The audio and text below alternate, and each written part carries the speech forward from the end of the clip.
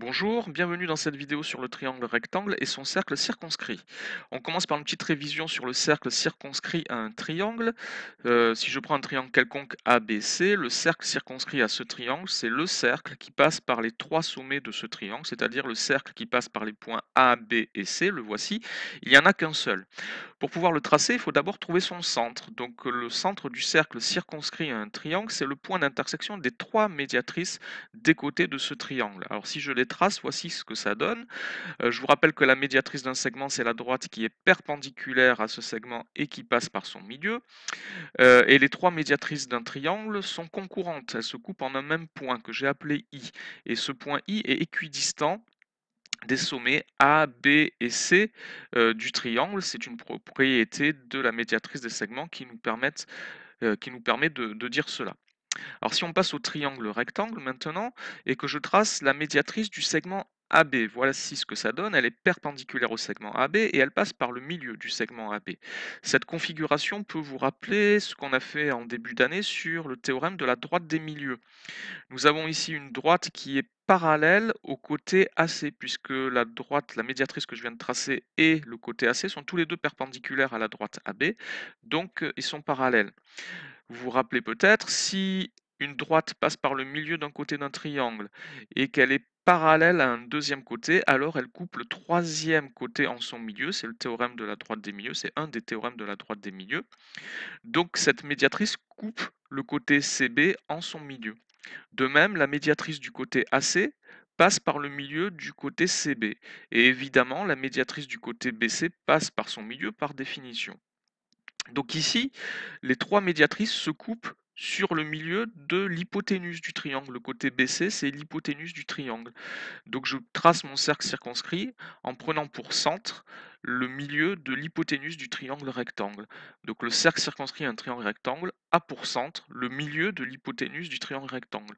Ce qui signifie que ici sur ma figure, BC, c'est-à-dire l'hypoténuse du triangle, est le diamètre, un diamètre du cercle circonscrit à ce triangle. Alors on en déduit des propriétés. Je vous rappelle que les propriétés se formulent autant que possible sous la forme si quelque chose, alors quelque chose. Donc ici les propriétés directes, c'est-à-dire celles que l'on utilise lorsque l'on sait que le triangle est rectangle. Si un triangle est rectangle, alors son cercle circonscrit a pour diamètre son hypoténuse. Il y a une autre formulation possible. Si un triangle est rectangle, alors il est inscrit dans un cercle ayant pour diamètre son hypoténuse. Donc dans la première formulation, j'ai utilisé les mots cercle circonscrit au triangle, et dans la deuxième formulation, je dis que le triangle est inscrit dans le cercle. Ça veut dire la même chose. Si je trace maintenant la médiane issue du sommet A, la médiane relie un sommet au milieu du côté opposé à ce sommet. Donc ici, la médiane, c'est IA.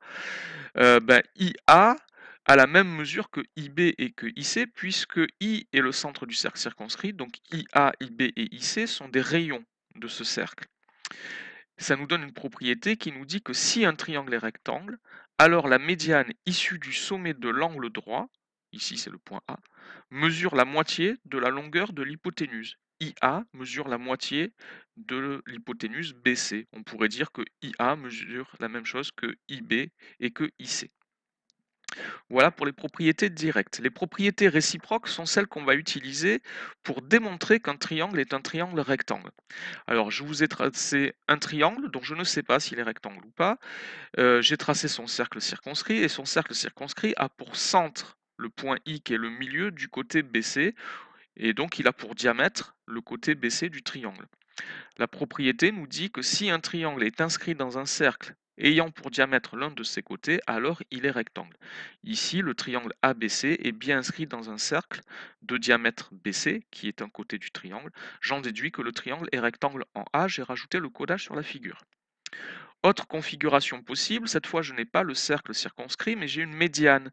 Et on me dit que la médiane IA a la même mesure que IB et que IC, c'est-à-dire que la médiane IA mesure la moitié du côté BC.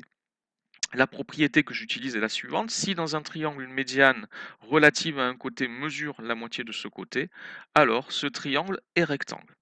Voilà les propriétés pour montrer qu'un triangle est rectangle. Il y a d'autres façons de formuler ces propriétés, vous les avez dans votre leçon. Voilà pour cette vidéo.